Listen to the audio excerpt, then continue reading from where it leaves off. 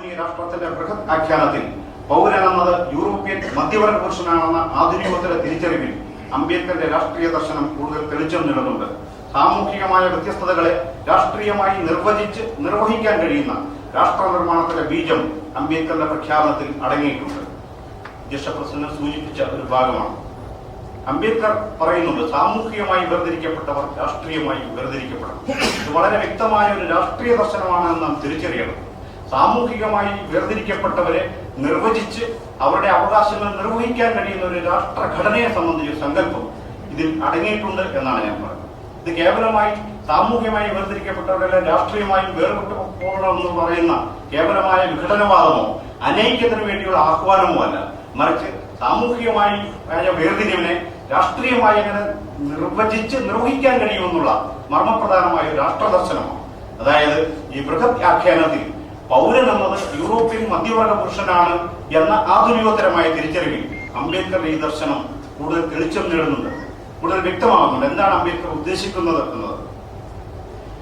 അംബേദ്കർ പ്രഖ്യാപനത്തിലെ രാഷ്ട്രീയ അന്തസ്സത്തെ ഉൾക്കൊള്ളാതെ കേവലമായ സാമുദായികവാദത്തെ ന്യായീകരിക്കാൻ അംബേദ്കറെ തെറ്റായി വ്യാഖ്യാനിക്കുന്നവർ തലത്തിൽ അദ്ദേഹത്തെ പരാജയപ്പെടുത്തുവാൻ ശ്രമിക്കുന്നവരാണ്. മുകളിലേക്ക് പോകുന്തോറും അംബേദ്കർ എപ്പോഴും കാര്യങ്ങൾ രാഷ്ട്രീയമായി നിർവചിക്കാനാണ് ശ്രമിച്ചിരുന്നത്. ഗാന്ധിയുമായിട്ടുള്ള അംബേദ്കറിന്റെ വിവാദത്തെ യഥാർത്ഥം നാം ആ നിലയിൽ തിരിച്ചറിയാനുണ്ട്. ലോകത്തിന്റെ ജനാധിപത്യ ബോധത്തെ ഘടനാപരമായി അഴിച്ചുപണിയുന്ന രാഷ്ട്രീയധാരയായി അംബേദ്കർ വിലയിരുത്തപ്പെടേണ്ടതുണ്ട്. അതുകൊണ്ടാണ് അഗാധമായ രാഷ്ട്രീയ വിവക്ഷകളുള്ള അംബേദ്കർ ഗാന്ധി വിവാദത്തെ കേവലമായ സാമുദായിക വഴക്കായി ചിത്രീകരിക്കുന്ന ഗതികേടിലേക്ക് അഭിനവ അംബേദ്കറിസ്റ്റുകൾ പോലും നിലംപതിക്കുന്നത്. ഗാന്ധിയുടെ മഹാത്മാ പരിവേഷത്തെ നിഷേധിക്കുവാൻ അംബേദ്കർ എപ്പോഴും ഗാന്ധിയെ രാഷ്ട്രീയമായി നിർവചിക്കാനാണ് ശ്രമിച്ചുകൊണ്ടിരുന്നത്. വട്ടമേശ സമ്മേളനങ്ങൾ ഗാന്ധിയെ പരാജിതനായ നയതന്ത്രജ്ഞൻ എന്നാണ് അംബേദ്കർ ഗാന്ധിയിൽ നിന്നും മൗലികമായി ഭിന്നമായ ഒരു രാഷ്ട്രീയ ദർശനത്തിന്റെ അടിത്തറയിൽ നിന്നുകൊണ്ടാണ്, ഒരു പൗരസമൂഹത്തിന്റെയും ഒരു പൗരബോധത്തിന്റെയും അടിസ്ഥാനത്തിൽ നിന്നുകൊണ്ട് തന്നെയാണ് ഗാന്ധി അംബേദ്കർ വിവാദം നാം വിലയിരുത്തേണ്ടത്. അതല്ലെങ്കിൽ കേരളത്തിലെ ഇന്ത്യയിലെ കൈത്തജാതിക്കാരും സവർണരും തമ്മിലുള്ള കേവലമായ ഒരു വഴക്കായി നാം ഗാന്ധി അംബേദ്കർ വിവാദത്തെ ചുരുക്കിക്കാണും എന്നുള്ളതാണ് എന്റെ ദുരന്തം. ലോകത്തിന്റെ യഥാർത്ഥ പ്രശ്നം ദാരിദ്ര്യമായിരിക്കെ നിങ്ങൾ എപ്പോഴും ജാതിയെക്കുറിച്ച് എന്തിനാണ് പറയുന്നതെന്ന് ചോദിക്കുമ്പോൾ അംബേദ്കർ വളരെ സ്ട്രെയിറ്റ് ആയി ഒരു ഉത്തരം പറയുന്നു. അദ്ദേഹം പറയുന്നത്, ദാരിദ്ര്യത്തെക്കുറിച്ച് പറയാൻ നിരവധി മനുഷ്യർ ലോകത്തുണ്ട്, എന്നാൽ ജാതിയെക്കുറിച്ച് പറയുവാൻ ഞാൻ മാത്രമേ ഉള്ളൂ എന്ന് വ്യക്തമായി അദ്ദേഹം വ്യക്തമാക്കുന്നു. എന്ന് പറയുന്ന അംബേദ്കർ ബ്രാഹ്മണിസത്തിനെതിരായി നിരന്തരമായി എഴുതുകയും കലഹിക്കുകയും ചെയ്തു. ഇത് ബ്രാഹ്മണരോടുള്ള കേവലമായ വിരോധത്തിനപ്പുറം ഒരു രാഷ്ട്രമീമാംസയുടെ അടിസ്ഥാനം, ഒരു ദർശനത്തിന്റെ അടിസ്ഥാനം. ഇന്ത്യ എന്നത് മുകളിലേക്ക് പോകുന്നതോറും കുലീനത്വവും താഴത്തേക്ക് വരുന്നതോറും മ്ലേച്ഛത്വവും അടിച്ചേൽപ്പിക്കുന്ന ഒരു സമൂഹമാണ് ഇന്ത്യ എന്ന് തിരിച്ചറിഞ്ഞതുകൊണ്ടും ഇങ്ങനെ ഒരു മ്ലേച്ഛത്വത്തിന്റെയും കുലീനത്വത്തിന്റെയും അത് സാമൂഹ്യ നീതിയുടെ തന്നെ സാമുദായിക നീതിയുടെ ഒരു നിഷേധ കേന്ദ്രമായി ഗാന്ധിയൻ പ്രസ്ഥാനം മാറുകയും ചെയ്തു. ഗാന്ധിയുടെ മതസൗഹാർദ്ദം എന്ന ആദർശം സാമുദായിക നീതിയുടെ നിഷേധം ഉൾക്കൊള്ളുന്നതിനാലാണ് ഇന്ത്യൻ ബ്രാഹ്മണിക്കൽ അധികാര വ്യവസ്ഥയ്ക്ക് ഗാന്ധി പ്രിയങ്കരനായി മാറി. ഈ ചോദ്യത്തിന് കൃത്യമായി നാം ഉത്തരം കണ്ടെത്തേണ്ടത് വളരെ റാഡിക്കലാണെന്ന് നാം വിശേഷിപ്പിക്കുന്ന, വളരെ റാഡിക്കലായ ദർശനത്തിന് ഉടമയിൽ നാം വിശേഷിപ്പിക്കുന്ന ഗാന്ധി ഇന്ത്യൻ ബ്രാഹ്മണിക തുടർച്ചയിലാണ് ഇന്ത്യയിലെ വ്യത്യസ്ത മതവിഭാഗങ്ങൾക്ക് പ്രത്യേക ഭരണഘടനാ സംരക്ഷണം നൽകുന്നതിന് താൻ എതിരല്ലെന്നും എന്നാൽ പട്ടികജാതിക്കാർക്ക് പ്രത്യേക പരിരക്ഷ നൽകുന്നതിനെ താൻ എതിർക്കുന്നുവെന്നും ഗാന്ധി വാദിച്ചു. ഞാൻ പറയുന്നത്, പട്ടികജാതിക്കാർക്ക് സംവരണം കൊടുക്കുന്നതിനെതിരെ ഗാന്ധി ഒരു നിരാഹാരങ്ങൾ പട്ടികജാതിക്കാർക്ക് ലീലാചരക്കായി മാറുന്നുണ്ട്. എന്നാൽ അംബേദ്കറുടെ സാമൂഹിക നീതി സങ്കല്പം സംവരണ വ്യവസ്ഥയിലൂടെ ഭരണഘടനയിൽ ഇടം തേടി നിയമവൽക്കരിക്കപ്പെടുന്നു. ഇന്ത്യയുടെ സാമൂഹിക ശരീരത്തിലേക്ക് ദളിതരെ വിന്യസിക്കുന്നതിന് നിയമസംരക്ഷണം വ്യവസ്ഥ ചെയ്യുന്നതിലൂടെ സംവരണം രാഷ്ട്രീയ അധികാരം എന്ന കേന്ദ്ര പ്രശ്നത്തെയാണ് പ്രതിനിധാനം ചെയ്യുന്നത്. എന്നാൽ ആധുനിക രാഷ്ട്ര രൂപീകരണത്തിന്റെ ബലതന്ത്രങ്ങൾ അംബേദ്കറെ രാഷ്ട്രീയമായ ഒരു അസാധ്യതയായി നിർവചിച്ച് നിലനിർത്തുന്നതിൽ താൽക്കാലിക വിജയം കണ്ടിട്ടുണ്ട്. ആധുനിക ദളിത് പ്രസ്ഥാനങ്ങൾ ഇന്ത്യയിലെ ഐത്തജാതിക്കാരുടെ സാമൂഹിക രാഷ്ട്രീയ അവകാശങ്ങൾക്ക് പുതിയ ഒരു ദിശ കൊടുക്കുകയും ഇന്ത്യക്ക് തന്നെ പുതിയൊരു മണ്ഡലത്തിലേക്ക്, ഒരു മൂല്യമണ്ഡലത്തിലേക്ക് പ്രവേശിക്കുവാനുള്ള കവാടങ്ങളായി അവ ചരിത്രത്തിൽ വായിക്കപ്പെടുകയും ചെയ്യുന്നുണ്ട്. കേരളത്തിന്റെ സവിശേഷമായ ഒരു പാഠത്തിലേക്ക് നമുക്ക് വരാം. എന്നാൽ 1970 രൂപമുള്ള ദളിത് പ്രസ്ഥാനങ്ങൾ ഈ കേരളത്തിലേക്ക് വരുന്നത് 80കളുടെ മധ്യത്തിന് ശേഷം മാത്രം. എന്തുകൊണ്ടാണ് ഈ നീണ്ട ഒരു 15 വർഷത്തേക്ക് കേരളത്തിൽ ദളിത് പ്രസ്ഥാനങ്ങൾ കടന്നു വരാൻ മടിച്ചു നിന്നത് എന്നത് സവിശേഷമായ പരിശോധന അർഹിക്കുന്നുണ്ട്. രണ്ടാമതൊരു കാര്യം, അംബേദ്കർ കേരളത്തിൽ വിപുലമായി വായിക്കപ്പെടുന്നത് 80കളുടെ അവസാനം മാത്രമാണ്. ഈ 40 വർഷത്തോളം 50 വർഷത്തോളം അംബേദ്കർ കേരളത്തിന്റെ വൈജ്ഞാനിക മണ്ഡലത്തിൽ നിന്നും തടഞ്ഞു നിർത്തപ്പെട്ടത് എന്തുകൊണ്ട് എന്ന ചോദ്യത്തിനും നാം ഉത്തരം കണ്ടെത്തണം. ഇത് ആരുടെയെങ്കിലും ഈ സമൂഹത്തിന്റെ മേൽ പഴിചാരി രക്ഷപ്പെടുക എന്ന രീതിയിലുള്ള ഒരു വിമർശനമല്ല ഞാൻ ഉന്നയിക്കുന്നത്. തീർച്ചയായും അംബേദ്കറെ പോലൊരു മഹാൻ ഇവിടെ വായിക്കപ്പെടാതെ പോയതിന്റെ പിന്നിലും ദളിത് പ്രസ്ഥാനം പോലുള്ള മഹത്തായ ഒരു പ്രസ്ഥാനത്തിന്റെ വേരുകൾ കേരളത്തിൽ വരാൻ താമസിച്ചതിന്റെ പിന്നിലും കേരളത്തിന്റെ സവിശേഷമായ ഒരു സാമൂഹിക ചരിത്ര യാഥാർത്ഥ്യം നിലനിൽക്കുന്നുണ്ട് എന്ന് പറയുവാനാണ് ഞാൻ ചൂണ്ടിക്കാട്ടുന്നത്. സാമുദായിക രൂപീകരണങ്ങളുടെയും രാഷ്ട്രീയ പ്രക്ഷോഭങ്ങളുടെയും സവിശേഷ ചരിത്രമുള്ള കേരളം ദളിത് രാഷ്ട്രീയ അധികാരത്തെ സംബന്ധിച്ചും വ്യവഹാരത്തെ സംബന്ധിച്ചും വ്യതിരിക്തമായ ചിത്രമാണ് നൽകുന്നത്. സാമുദായിക നവോത്ഥാനാനന്തരം രൂപം കൊള്ളുന്ന രാഷ്ട്രീയ മണ്ഡലത്തെ രൂപപ്പെടുത്തുന്നതും അതിന്റെ മൂല്യമണ്ഡലത്തിന്റെ ശരി നിയമങ്ങളെ രൂപപ്പെടുത്തുകയും ചെയ്തിരിക്കുന്നത് ദളിത് വിരുദ്ധമായ ആശയലോകമാണ്. കേരളത്തിലെ രാഷ്ട്രീയ മണ്ഡലത്തിന്റെ പൊതുവായ ഒരു പ്രത്യേകത അതിനകത്തെ ശരി നിയമങ്ങൾ എന്ന് പ്രയോഗിക്കാമെങ്കിൽ വളരെ വിശദമായി ഇത്തരം കാര്യങ്ങൾ പഠിക്കുന്നവർ ധാരാളം ഈ വേദിയിലുണ്ട് എന്ന് എനിക്കറിയാം. കേരളത്തിൽ രാഷ്ട്രീയമായി ഏതാണ് ശരിയെന്ന് ചോദിച്ചാൽ അതാണ് ശരിയെന്ന് നമ്മൾ പറയുന്നതിന്റെ ഒരു മൂല്യമണ്ഡലം അടിസ്ഥാനപരമായി ദളിത് വിരുദ്ധമായ ഒരു പാരമ്പര്യത്തിലാണ് അടിയുറച്ചിരിക്കുന്നത് എന്നാണ്. ഇത് തെളിയിക്കാൻ പറ്റും. വളരെ ഉദാഹരണ സഹിതം നമുക്കത് പറയാൻ കഴിയും. അധിനിവേശത്തിലൂടെയും അപരത്വ നിർമ്മിതിയിലൂടെയും ആധുനികത നടത്തിയ കടന്നുകയറ്റത്തിന് ന്യായീകരണ ഉപാധിയായിട്ടാണ് മാർക്സിസം പലപ്പോഴും കേരളത്തിൽ പ്രവർത്തിച്ചുകൊണ്ടിരുന്നത്. എല്ലാത്തരം വ്യത്യസ്തതകളെയും നിരാകരിക്കുന്ന കാപട്യപൂർണമോ വസ്തുതാവിരുദ്ധമോ ആയ വർഗബോധം, ശാസ്ത്രീയ ബോധത്തിന് പകരം വെച്ച യുക്തിവാദം, വികസനവാദം തുടങ്ങിയവയെല്ലാം ഈ തകർച്ചയ്ക്ക് ആക്കം കൂട്ടിയിട്ടുണ്ട്. കേരളത്തിലെ രാഷ്ട്രീയ സമൂഹം ഒന്നടങ്കം സോഷ്യലിസ്റ്റുകളാണ്. കേരളത്തിൽ BJP-ക്കാരും സോഷ്യലിസ്റ്റുകളാണ്, കോൺഗ്രസുകാരും സോഷ്യലിസ്റ്റുകളാണ്, മാർക്സിസ്റ്റുകാരും സോഷ്യലിസ്റ്റുകളാണ്. അല്ലെങ്കിൽ നിങ്ങൾ എല്ലാവരെയും നിങ്ങൾ പരിശോധിച്ചു, അവരെല്ലാവരും സ്ഥിതി സമത്വത്തിന് വേണ്ടി വാദിക്കുന്നവരാണ്. അല്ലാത്ത ഒരു മനുഷ്യനെയും കേരളത്തിന്റെ രാഷ്ട്രീയ സമൂഹത്തിൽ നമുക്ക് കാണാൻ കഴിയും. ഇത് കേരളത്തിന്റെ ഒരു സവിശേഷമായ ഒരു പ്രത്യേകതയാണ്. കേരളത്തിലെ ഏറ്റവും വലിയ നവഫാസിസ്റ്റ് എന്ന് വിളിക്കുന്നവരും സ്ഥിതി സമത്വത്തിന് വേണ്ടി നിലകൊള്ളുന്ന ഒരാളായിരിക്കും. സമത്വവാദിയല്ലാത്ത ഒരു രാഷ്ട്രീയക്കാരനെയും കേരളത്തിൽ നമുക്ക് കാണാൻ കഴിയില്ല. എന്നാൽ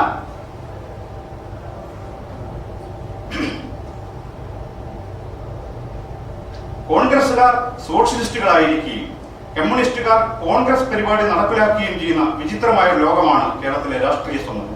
ഇത് ഞാൻ പറയുന്നത് 1957 EM ശങ്കർ നമ്പൂതിരിപ്പാട് ആദ്യത്തെ മുഖ്യമന്ത്രി പദം കേരളത്തിൽ ഏറ്റെടുക്കുമ്പോൾ അദ്ദേഹം ചെയ്യുന്ന ആദ്യത്തെ പ്രഭാഷണത്തിൽ പറയുന്ന ഒരു കാര്യം, കോൺഗ്രസ് നടപ്പിലാക്കുമെന്ന് പ്രഖ്യാപിച്ചതും എന്നാൽ നടപ്പിലാക്കാൻ തയ്യാറാകാത്തതുമായ കാര്യങ്ങളാണ് ഞങ്ങൾ നടപ്പിലാക്കാൻ ഉദ്ദേശിക്കുന്നതെന്ന് ഒന്നാമത്തെ ഇടതുപക്ഷ മന്ത്രിസഭയ്ക്ക് മുഖ്യമന്ത്രി കേരളത്തിൽ പ്രഖ്യാപിക്കുന്നു.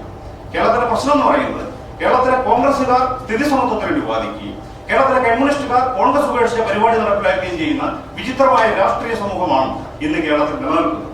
ഇവിടെയാണ് ദളിതരടക്കം പിന്നോട്ട് പോവുകയോ അംബേദ്കർ അടക്കം പ്രതിരോധിക്കപ്പെടുകയോ ദളിത് പ്രസ്ഥാനങ്ങൾ വേരുമുളയ്ക്കുകയോ ചെയ്യാതെ പോകുന്നു.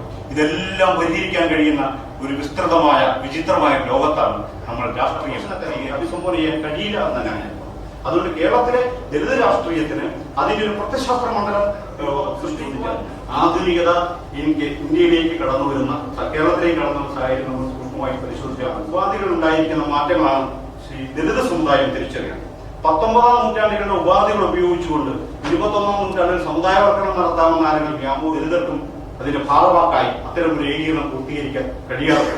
അതുകൊണ്ട് നാം എന്ത് ചെയ്യേണ്ടത്, ദളിതരെന്ന് ചെയ്യേണ്ടത് അവരൊരു സമുദായമായി ഏകീകരിക്കാൻ കഴിയണമെങ്കിൽ ആധുനികാനന്തരമായ ഈ സമൂഹത്തിലെ സാധ്യത മാറ്റി നിർത്തിയതുകൊണ്ട് അവർക്ക് പൈസ കിട്ടുന്നില്ല എന്നല്ല ഞാൻ പറയുന്നത്.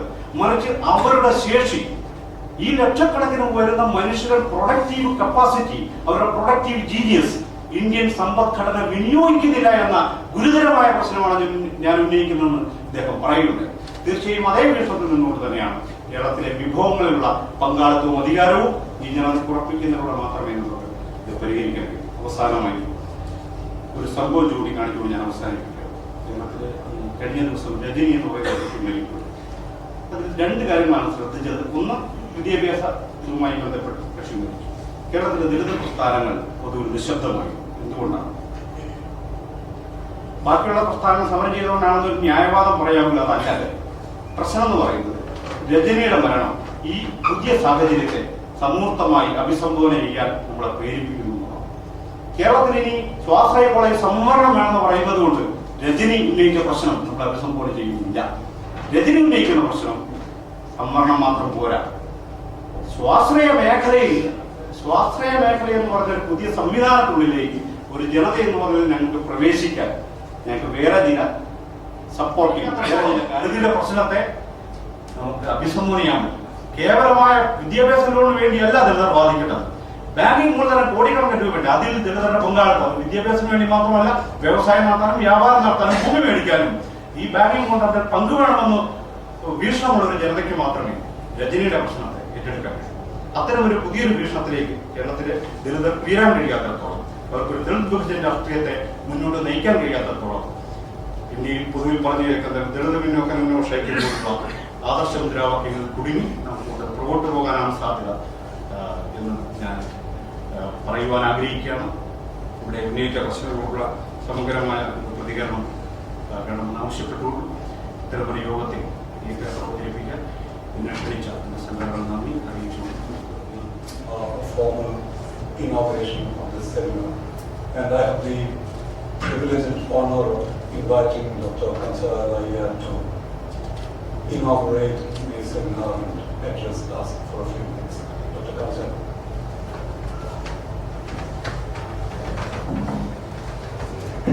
Mr. President,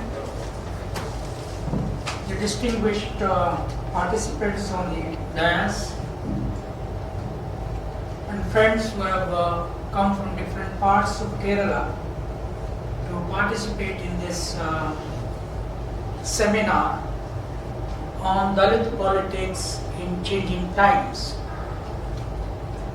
At the outset, let me thank the DC boards, particularly Mr. Ravi DC, who has invited me to participate in this seminar and also in the evening function. Now, if I am speaking in English, so everybody is convenient, or is there a need for some translation? Okay, so that will be. Now, the question of Dalit politics in changing times should be discussed in the context of the theoretical debates that are engaging themselves in the national context, and also the practical politics that are taking place in different regions of the nation and in the different levels, at different levels in the country. Perhaps about the Kerala situation, friends, the speaker who spoke before me must have really raised some fundamental questions. Kerala, as it appears, is one of the leading states in Dalit discourses. Yesterday, when I was coming from Cochin to Kottayam, I have seen several processions taking place on the occasion of the birth anniversary of Ayyankali. Both men and women in green and blue color dresses as well as flags holding in their hands. Now, Ayyankali is one of those leading figures who tried to work out a kind of theoretical, more so in terms of practical politics, to abolish the practice of untouchability in this country. But I was also asking people here and there, how popular is Ambedkar in Kerala? Is Ambedkar's birth and death anniversary is celebrated in a big way? Somebody was telling it is, they are not celebrated in a big way that we do in Andhra Pradesh or we do in Maharashtra, Tamil Nadu. It's happening in a big way. Now, the big presence of absence of Ambedkar in Kerala is a significant departure in terms of debating the question of Dalit politics in Kerala. Why Ambedkar is visibly absent in politics of Kerala, because Ambedkar is not just Dalit politics person, but Ambedkar is a the transformer of the nation. When Ambedkar is trying to shape the present nation itself, now how is it that Ambedkar is not visibly present in Kerala context? Now this must be looked at, the whole discourse that started in Kerala from the point of view of Shankaracharya in the medieval period, and subsequently the nationalist, Brahmanic nationalism that started in Kerala, and the Brahmanic communist ideology that began to construct outside the realm of Marxism itself. And I am using some of these concepts in a very loaded sense. There is a Brahmanic communist paradigm operating in India, including that of the Marxist scholars. Why in Kerala too, leave alone the entire country, Bible and Quran are not considered to be nationalist books.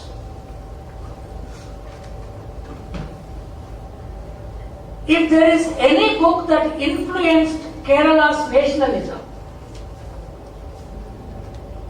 the concept of nation, the concept of development, the concept of equality, the concept of education, I do not think have any roots in Hindu thought. There is no evidence.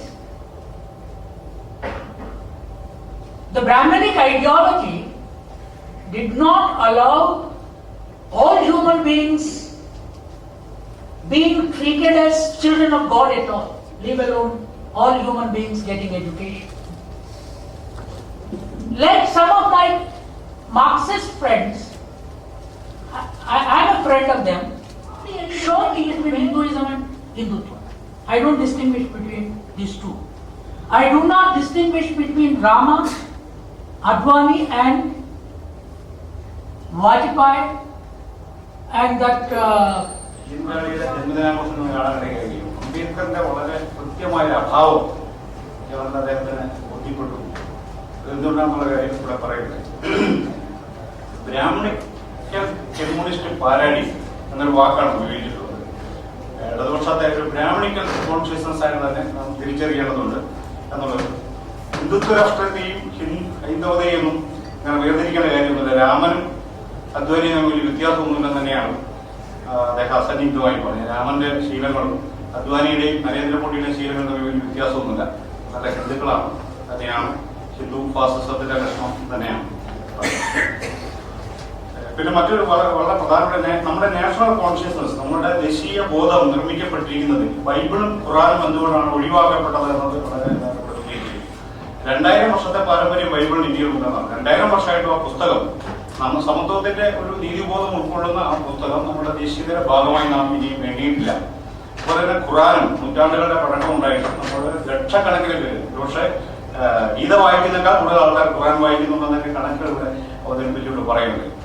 കാരണം സന്ദർഭം മാത്രം വായിക്കാവുന്നതിന് ഭിന്നമായിട്ട് എല്ലാ മുസ്ലിങ്ങളും, അത്യാവശ്യം അക്ഷരറിയാവുന്ന മുഴുവൻ മുസ്ലിങ്ങളും വായിക്കുന്ന ഇതുപോലെ നമ്മുടെ ദേശീയബോധത്തിന്റെ ഭാഗമായി ഇതെല്ലാം ഒരു ബ്രാഹ്മണിക്കൽ കോൺഷ്യസ്നസ്, ഏറ്റവും പ്രതിലോമപരമായ കാര്യമാണ് ബ്രാഹ്മണിക്കൽ കോൺഷ്യസ്നസ് സ്ഥാപിക്കുന്നതിന് വേണ്ടിയാണ് ഈ സംഭവം ഇവിടെ വിശദീകരിച്ചത്. നമ്മുടെ ദേശീയത രൂപം കൊള്ളുന്നത് Brahmanic colour, Brahmanic tradition, Brahmanic consciousness, ഇതിനെ മാത്രമേ നമ്മൾ അടിസ്ഥാനമാക്കുള്ളൂ. അതാണ് ഹൈന്ദവ ഫാസിസത്തിന്റെ, സമകാലീനം വന്ന ഹിന്ദുത്വ ഫാസിസത്തിന്റെ അടിസ്ഥാനമായിട്ട് നിൽക്കുന്നത്. ദലിത് പൊളിറ്റിക്സിന് അദ്ദേഹം ഉപയോഗിച്ചിരിക്കുന്ന വാക്ക് ദലിതൈസേഷൻ. ദലിതൈസേഷൻ എന്ന് പറയുന്നത് ദലിതരെല്ലാം കൂടെ സംഘടിക്കുന്നതിന്റെ കാര്യമല്ല പറയുന്നത്.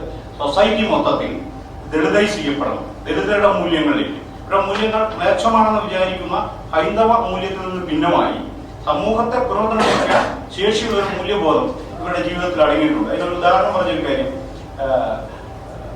അമേരിക്കയിലെ ഒരു ശാസ്ത്രജ്ഞനുമായി സംസാരിച്ചപ്പോൾ അവിടെ ഉണ്ടായ വികാസത്തിന് അടിസ്ഥാനമായി നിൽക്കുന്നത് ഈ അവിടെയുള്ള വർക്കിംഗ് ക്ലാസ്, യൂറോപ്പിൽ നിന്ന് വന്ന കുടിയേറി വന്നവരുടെ വർക്കിംഗ് ക്ലാസ് ആയിരുന്നു, ആഫ്രിക്കയിൽ നിന്ന് അടിമകളായിരുന്നു. ഇവരുടെ അധ്വാനത്തിന്റെ മേലാണ് അമേരിക്കയിൽ എത്തിക്കാൻ കഴിഞ്ഞത് ഇന്ത്യൻ ബ്രാഹ്മണന് അങ്ങനെ ശാസ്ത്രത്തിലധിഷ്ഠിതമായ ഒരു കോൺഷ്യസ്നസ് ഉണ്ടാക്കാൻ ശേഷിക്കില്ല. അൺപ്രൊഡക്റ്റീവ് സെക്ഷൻ എന്നാണ് അദ്ദേഹം ഉപയോഗിച്ചൊരു വാക്ക്. പ്രൊഡക്ഷന്റെ മേഖല ഒരിക്കലും ഇടപെടില്ലാത്ത ആൾക്കാരാണ്, ഒട്ടും ഇടപെടാത്ത ആൾക്കാരാണ്. അതിന് കോൺട്രിബ്യൂട്ട് ചെയ്യാൻ പറ്റില്ല. അതുകൊണ്ട് ദളിതീകരിക്കപ്പെടുകയും ദളിതർ കൂട്ടിച്ചേർക്കപ്പെടുകയും ചെയ്യുമ്പോൾ മാത്രമേ ഇന്ത്യ ഒരു രാഷ്ട്രം എന്ന നിലയിൽ ഇതിന്റെ ഈ പ്രതിസന്ധി മറികടക്കാൻ കഴിയും. ഇനിയും കുറേയേറെ ആശയങ്ങൾ അദ്ദേഹം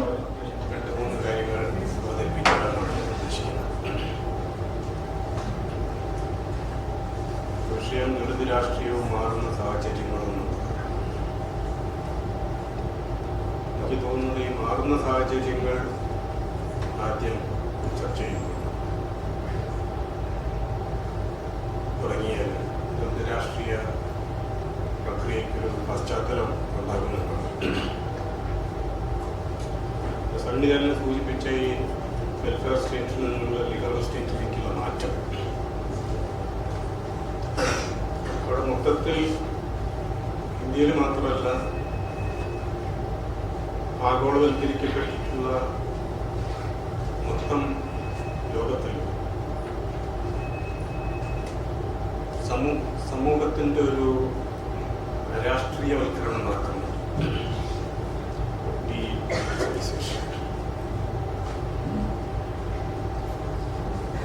സ്റ്റേറ്റ് ഭരണകൂടം കമ്പോളത്തിന് കീഴാണ്. സാമ്പത്തിക വ്യവസ്ഥ രാഷ്ട്രീയ വ്യവസ്ഥയെ കീഴടക്കും. അപ്പോൾ പൗരസമൂഹത്തിന്റെ പ്രാഥമ്യമാണ് ഇവിടെ വളരെ പ്രകടമായി വരുന്നത് അവർക്ക് മൊത്തത്തിൽ. അപ്പൊ ഈ ഒരു സാഹചര്യത്തിലാണ് നമ്മൾ ഇന്ത്യയിലെ രാഷ്ട്രീയ മാറ്റങ്ങളെ സമകാലീന മാറ്റങ്ങളെ നോക്കിക്കാണും. മാർക്കറ്റ് കമ്പോളത്തിന്റെ പങ്ക് താത്വികമായിട്ടും ചരിത്രപരമായിട്ടും കമ്പോളത്തിന്റെ പ്രധാനപ്പെട്ട ഒരു പങ്ക് എന്ന് പറയുന്നത് ഒരു പുറന്തള്ളലാണ്. Market excludes the poor. പ്രത്യേകിച്ച് ഇന്ത്യയെ പോലുള്ളൊരു രാജ്യത്ത് ഇന്ത്യയിൽ മുതലാളിത്തം വരുന്നത് ഫ്യൂഡലിസത്തെ തിരസ്കരിച്ചുകൊണ്ട്. ഫ്യൂഡൽ സാമൂഹ്യ അവസ്ഥയിൽ മുതലാളിത്ത മൂല്യങ്ങൾ അടിച്ചേൽപ്പിക്കുകയാണ്. അപ്പോ ജാതി വ്യവസ്ഥ ആത്യന്തികമായി സാധിച്ചത് ദളിത് വിഭാഗങ്ങളെ സബാൾട്ടേണായിട്ടുള്ള കീഴാളി വിഭാഗം സമ്പത്ത്, വിജ്ഞാനം, രാഷ്ട്രീയം എന്നീ മൂന്ന് മേഖലകളിൽ നിന്ന് നിഷ്കാസിതരാക്കാനാണ്. ഇത് സ്ത്രീകളുടെ കാര്യത്തിൽ ഇത് തന്നെ സംഭവിച്ചു. പുരുഷ മേധാവിത്വം സ്ത്രീയെ നിഷ്കാസിതയാക്കി ഈ മൂന്ന് രംഗത്ത്. ഇന്നലെ വരെ ജാതി വ്യവസ്ഥയാണ് ദളിതരെ ഈ മൂന്ന് മേഖലയിൽ നിന്ന് നിർണായകമായിട്ടുള്ള ഈ മൂന്ന് രംഗങ്ങളിൽ നിന്ന് നിഷ്കാസിതരാക്കി ഇന്നാ ധർമ്മം അനുഷ്ഠിക്കുന്നത് കമ്പോളമാണ്.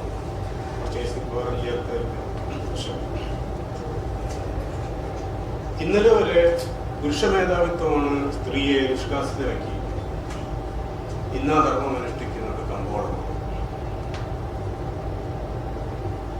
ഇവിടെ രജനിയുടെ കാര്യം സണ്ണി പറയേണ്ടത് ആനന്ദിന്റെ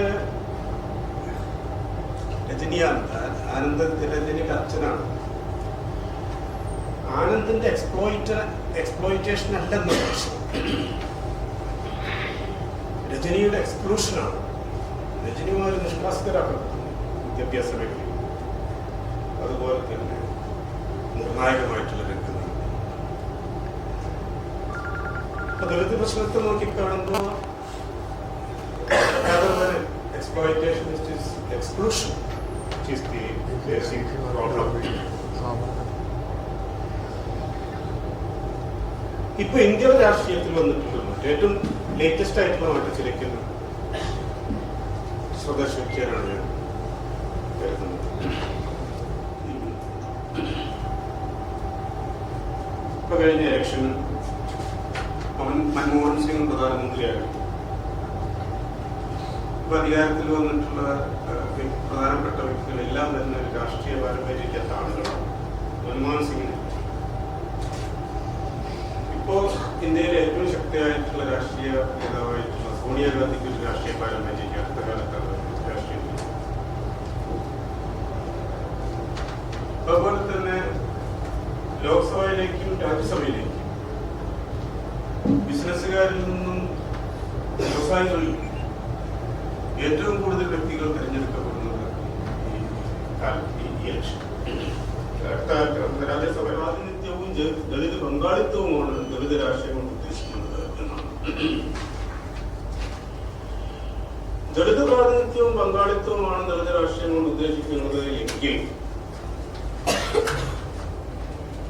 സ്വാതന്ത്ര്യാനന്തരം തന്നെ ആദ്യം തൊട്ട് തന്നെ ഇന്ത്യയിൽ ദളിത് രാഷ്ട്രീയം ഉണ്ടായിട്ടുണ്ട്. പക്ഷെ അത്തരത്തിലുള്ള വളരെ കാതലായി ഉന്നയിക്കേണ്ട പ്രശ്നം, വളരെ ഗൗരവപൂർവ്വം ഉന്നയിക്കേണ്ട പ്രശ്നം, അദ്ദേഹം ഇന്ത്യയിലെ ദളിതുകളുടെ പ്രശ്നങ്ങൾ മുഖ്യമായും കൈകാര്യക്കുമ്പോൾ ഇന്ത്യയിലെ ദേശീയ പ്രശ്നങ്ങളുമായി ഒരു വിച്ഛേദനം നടത്തിക്കൊണ്ടാണ് അദ്ദേഹത്തിൽ കടന്നു നൽകിയിട്ടുള്ളതാണ്. അതൊരു ജീവത്തായ പ്രശ്നം തന്നെയാണ്. അതായത് അദ്ദേഹത്തിന് മുഴുവൻ കൺസെപ്റ്റുകളും ഒരു പുനർവായനയ്ക്ക് വിധേയമാക്കേണ്ടി വരുന്നത് ഈ ഒരു കൺസെപ്റ്റ് എന്നാണ്. ഈ ഒരു കൺസെപ്റ്റ് ദേശീയ പ്രശ്നങ്ങളുമായിട്ട് ബന്ധിപ്പിച്ചുകൊണ്ട് വ്യവസ്ഥകളിൽ സവിശേഷ സ്വഭാവം എന്തായിരുന്നു?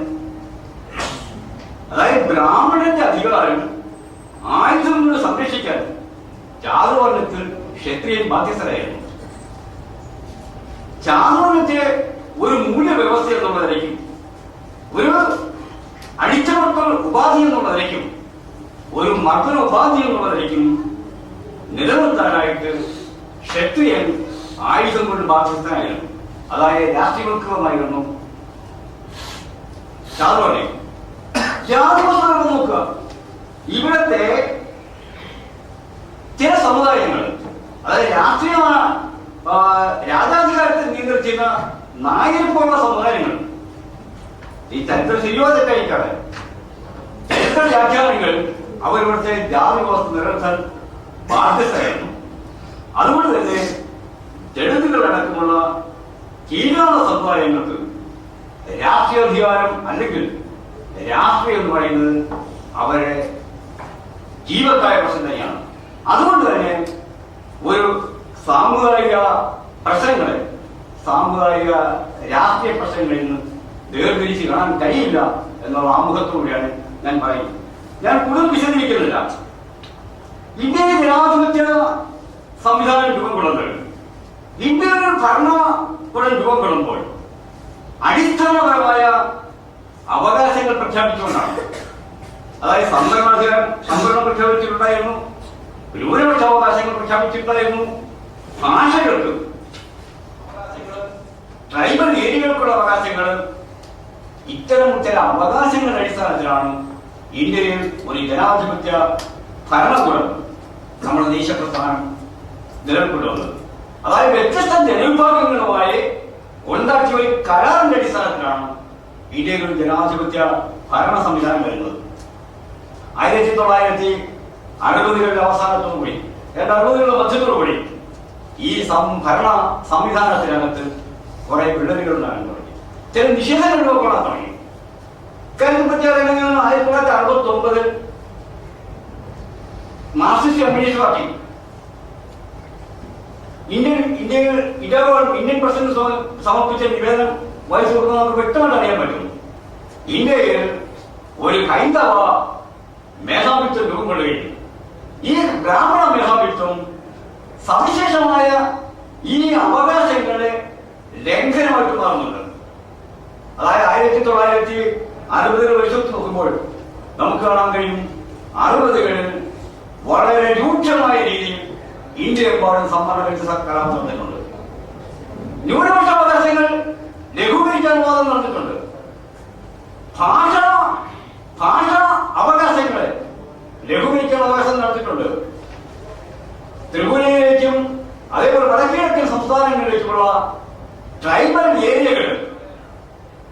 നടത്തിക്കൊള്ള കുടിയേറ്റങ്ങൾ നടക്കുന്ന 60-കളിൽ തന്നെയാണ്.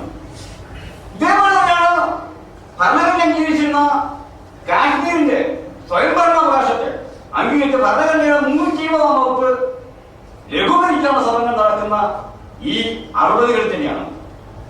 ഇതോടൊപ്പം തന്നെ ഇന്ത്യയിൽ സ്വാതന്ത്ര്യ സമരത്തിന് ശേഷം ദേശീയ പ്രസ്ഥാനം മറ്റു വിധത്തിലേക്ക് വികസിച്ചു വരുന്നു. ഒരു ഭാഗത്ത് ഈ അവകാശങ്ങൾ സംരക്ഷിക്കുവാനുള്ള ഈ ജനവിഭാഗങ്ങളുടെ സമരങ്ങൾ, അതിൽ മുസ്ലിങ്ങൾ രംഗത്ത് വരുന്നുണ്ട്, പിന്നോക്ക വിഭാഗങ്ങൾ വരുന്നുണ്ട്. അങ്ങനെ വ്യത്യസ്ത ജനവിഭാഗങ്ങളും ഭാഷാ വിഭാഗങ്ങളെല്ലാം തന്നെ ഇന്ത്യൻ ഭരണഘടനയിലൂടെ ഇന്ത്യൻ ജനാധിപത്യം അംഗീകരിച്ചിരുന്ന അവകാശങ്ങളുടെ സംരക്ഷണത്തിന് വേണ്ടി ഈ കാലഘട്ടത്തിൽ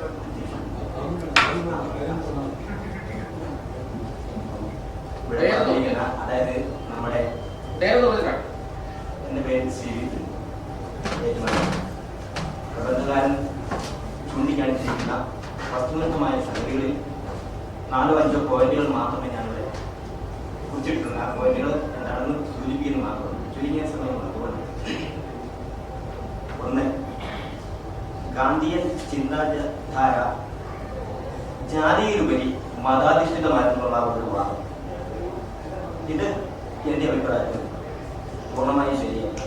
കാരണം ഗാന്ധിയൻ ചിന്താധാര എന്ന് പറയുന്നത്, ഗാന്ധിയൻ ചിന്താധാര ഹിന്ദു ചിന്താധാരയുടെ ഭാഗമാണ്.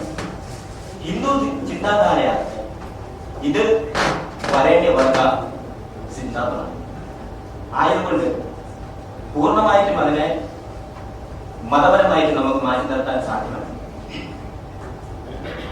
മാത്രമല്ല, ഇത് മതപരമായിരുന്നുവെങ്കിൽ നമ്മൾ ശ്രദ്ധിക്കേണ്ട ഒരു പോയിന്റ്, മതപരമായിരുന്നു എങ്കിൽ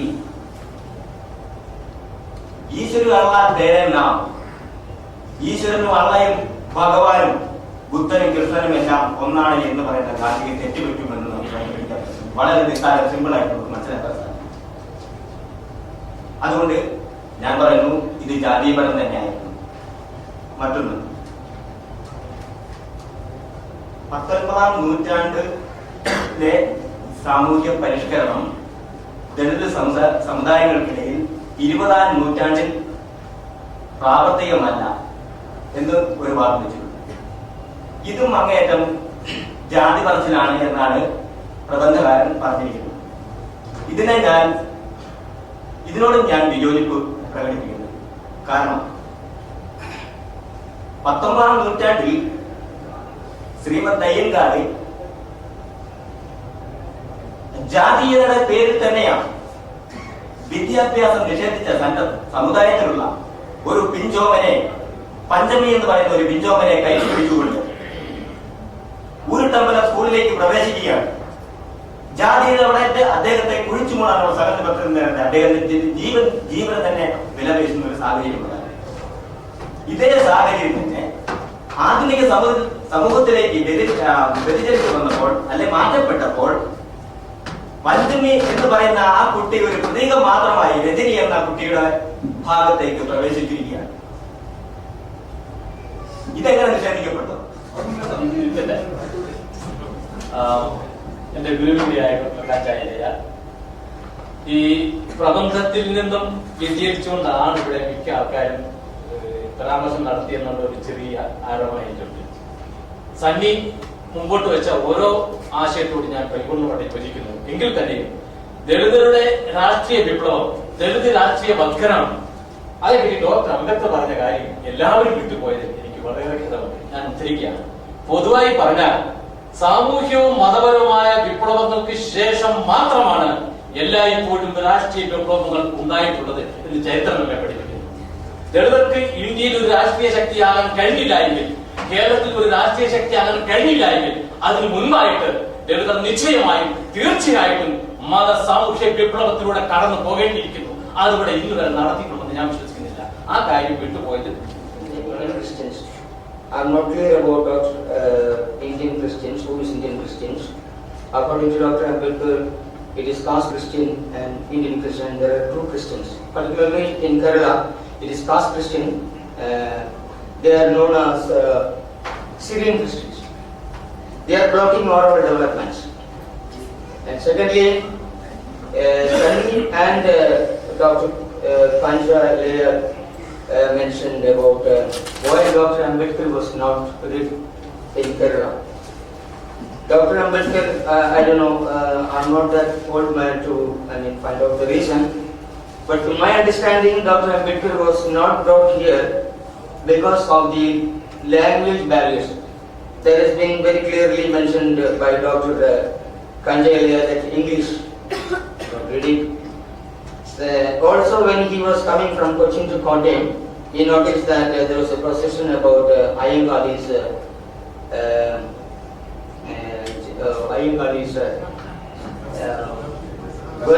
birthday celebration or something. Particularly in Kerala, there are two castes fighting for their emancipation, that is Paraya and Puraya. Like in Maharashtra, it is Mahar and Ma. And in Andhra, it is Mala and Adi Dravidas and Madiga or something. And in Madras also, it is led by the Parayas in Madras. So in Kerala particularly, because the Pulaya community is prominent community, they are more in number. So they were leading this social reformation movement, and that is particularly taken by Ayyangkali. And after that, there are other people. Because of this prominency of this Pulaya community, the Pulaya community was completely rejected. And because of the caste subdivision in this, Parayas and Pulayas always fight. Like in Maharashtra, also in Madras, as well as in your part of state. So I wanted to mention that why Dr. Ambedkar was not brought here, it is just because he was belonging to a Paraya community. That was the story here. My father used to say, and my elders used to say that because Dr. Ambedkar was a Paraya, he did not read here and also the language. There are Syrian Christians, there are Mathomas, there are the Salvation Army, the Dalit Church. No, that is not It is there. Caste untouchability within the church is also there. Correct. But the question is, the difference between the Dalits who have become Christians and the Dalits who have become Muslims and the Dalits who have not gone into any spiritual democratic religion is that even today, about 60% of Dalits are being clubbed with Hinduism, and they don't even have the right to read the book. Whereas the Dalit Christian has the right to read Bible, the right to have at least their own church, or within the church there is segregation. That needs to be fought. But there was no such book except the Vinay Pitaka kind of case. So what I am saying is a much larger issue. And this issue comes up for debate because of Ambedkar's thought. Ambedkar put Buddhist thought in the national sphere. Only then alternative nationalism began to grow. Otherwise there was no possibility. All Hindu thinkers, Brahminic thinkers, Raja Ram Mohan Roy to Namboodiripad, what we normally is historical vision of abolishing untouchability. And that is where he has many things in common with the fight of Jesus in Israel. You know, when he talked about, Jesus talked about table fellowship, what does it mean? Untouchability, he fought against untouchability of Samaritans. So that was the context in which Jesus began to liberate masses. So Ambedkar came to liberate the untouchability. അവതരിപ്പിച്ച വിഷയത്തോട് എനിക്ക് അടിസ്ഥാനപരമായി വിയോജിപ്പൊന്നുമില്ല. Reservation policy എന്ന കാര്യത്തിൽ ഇപ്പോഴത്തെ trust എന്താണെന്നുള്ള കാര്യത്തിലാണ് പ്രശ്നങ്ങൾ. 80-ലെ അതേ മനോഭാവം ഇപ്പോൾ നമ്മൾ സ്വീകരിക്കാൻ പാടില്ല. സ്റ്റാൻഡ് ചെയ്തിട്ടുള്ളൂ. ഞാനിവിടെ നിങ്ങളുടെ മുന്നിൽ വിശദീകരിക്കാനായിട്ട് ഞാൻ ഡോക്ടർ കുഞ്ഞാമൻ ഇവിടെ അവതരിപ്പിച്ചൊരു കാര്യമാണ്. ജാതിയെ മൗലികമായി ജാതി പ്രശ്നം മൗലികമായി കാർഷിക പ്രശ്നമാണെന്നുള്ള സമീപനം തികച്ചും അംബേദ്കർ വിരുദ്ധമായ ഒരു മാർക്സിസ്റ്റ് സമീപനമുണ്ട്. ഇതിനെയാണ് പ്രതിരോധിക്കണമെന്ന് ഞാൻ ഉടനീളം എന്റെ പറഞ്ഞുകൊണ്ടിരുന്നത്. ഭൂമി ദളിതർക്ക് വേണ്ടെന്നല്ലാതെ അർത്ഥം, മറിച്ച് ഭൂമിയാണ് ദളിതരുടെ പ്രശ്നമെന്ന് പറയുന്നതെങ്കിൽ ഭൂമി അല്ലാത്ത മേഖലയിലേക്ക്, വ്യവസായത്തിലേക്കും വാണിജ്യത്തിലേക്കും ഇവനെ കടത്തിവിടുന്നതിനെ തടയുന്ന ഒരു യുക്തിബോധം അടങ്ങിയിട്ടുണ്ട്. അതുകൊണ്ട് അംബേദ്കറിന്റെ പ്രത്യശാസ്ത്രം സ്വീകരിച്ചില്ല, ടെക്നിക്കാണ് സ്വീകരിച്ചതെന്ന് പറഞ്ഞവർ എന്തുകൊണ്ടാണ് അംബേദ്കർ ഒരു കാർഷിക പ്രസ്ഥാനത്തിന് നേതൃത്വം കൊടുത്തില്ല എന്ന കാര്യം ദുഃഖകരമാണ്. മറ്റേ ആരെക്കാൾ കൂടുതൽ വിഷമം എനിക്കാണ്. കാരണം ഈ ഇവിടെ അവതരിപ്പിച്ച വിഷയവും അതുമായി നടന്ന ചർച്ചകളും മുൻനിർത്തിക്കൊണ്ട് കുറെ കാര്യങ്ങൾ സംസാരിക്കണമെന്ന് എനിക്ക് വളരെ കാര്യമായ ആഗ്രഹമുണ്ടായിരുന്നു. പക്ഷെ അതിന് ഇപ്പോൾ സമയമില്ല എന്ന